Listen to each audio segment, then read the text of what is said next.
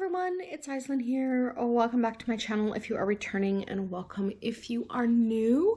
This is going to be my October TBR. This is going to be a way to kind of keep myself maybe a little bit organized, maybe a little bit accountable. Though if you've seen any of my other TBR videos, I do tend to sideways off on other trails. But anyway, let's just jump right into it. Hi! So here's Rebel. He's up wanting pets. Hi, baby boy. Yeah. Mama's trying to film. And I'm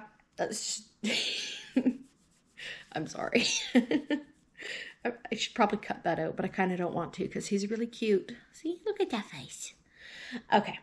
So first book, this first three are on my Kindle, so I'm just going to kind of read them on my phone.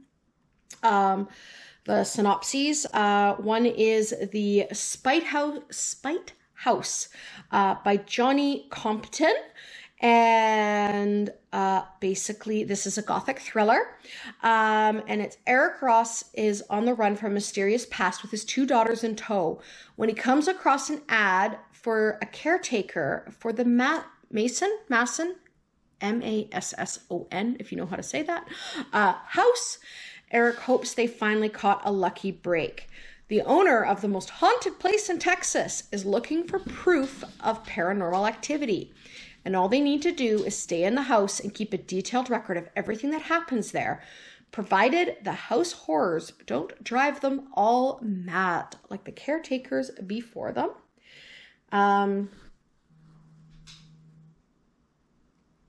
And then the second one is going to be Craven Manor. This is by Darcy Coates. I've read a couple of Darcy Coates's books before. Hi, Rebel. Books before, and they were really good. This one is Daniel is desperate for a fresh start when a mysterious figure slides a note under his door offering a position of groundskeeper on an ancient estate. He leaps at the chance, even though it seems too good to be true. Alarm bells start ringing when he arrives at Craven Manor. The abandoned mansion is straight out of those old Gothic mysteries. The front door hangs open, and leaves and cobwebs coat the marble floor. It's clear no one has lived here in a long time, but he has nowhere else to go. And theme. A theme.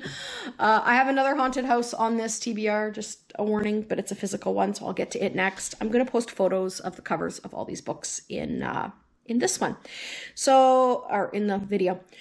So the last one on my Kindle is Shadows of Ivory. It's the first of the Godforged Chronicles. This is a dark fantasy, and it has to do with an academic that finds a relic that maybe she wasn't supposed to find, because when she gets herself in possession of it, she finds herself the target of basically everything from demons to monsters to assassins, and she has to go on the run. And I don't want to read the synopsis for it because I do feel like the synopsis is a little potentially spoilery. So if you're interested in that one, you can look it up, and that is by TJ Greylock and Bryce O'Connor, because I can't remember if I mentioned the authors' names. And then, okay, so going into the physical books, and I'm probably not going to get to all of these, but I did want to give myself options, because if I give myself options, it's better so that I actually maybe stick to somewhat of the TBR. One is The Ghost Woods. This is the last one that has to do with a haunted house on my TBR. This is another kind of gothic book, and it has to do, it's got a really sweet little simple synopsis. It says, deep in an ancient forest stands a house, a place shrouded in old stories of ghosts, of witches, and of a child not quite a child. Now the woods are creeping closer. So that one feels very maybe atmospheric more than like outright horror. Another one that feels very atmospheric is, this is, I believe, an indie published book. I got it off Amazon. I'm not sure where else you can buy it. There's no like publisher's mark on it, which is why I think it's indie published. And that is by Alea Jackson. It's called The Forgotten Town. And this, okay, you two. Sorry, those are my dogs. Try and get their attention here.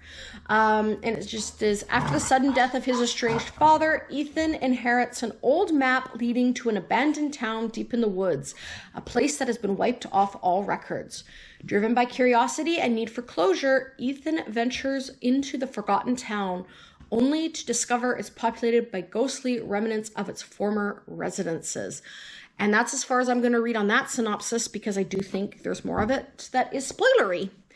Synopses are getting so bad for spoiling books. Like, I use them to decide if I'm going to buy a book or not, but sometimes I find that they spoil the book, especially if it's like mysteries or suspense or thrillers.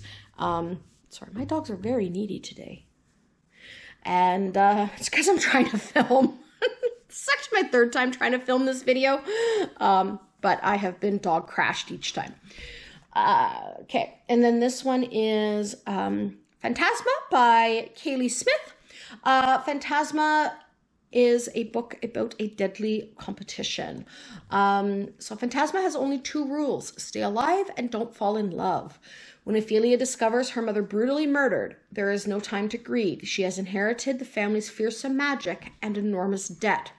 Circumstances go from dire to deadly, however, when Ophelia's sister decides to pay off the loan by entering Phantasma, a competition where contestants rarely escape alive and the victor is granted a single wish. And there's more to the synopsis, but again, I feel like it could be a little spoilery, so I'm not going to continue it. Hi, Rabby. Yes, I know. I got only a few more books, babe. And so, yeah. And this one I actually did find in the romance section, so I do believe it will be heavier romance than probably spooky, scary things, but that's okay. Speaking of something that potentially could be heavy romance, but I found in the fantasy section, Black Sunshine. This has to do with vampires. It's a bit more of an urban fantasy.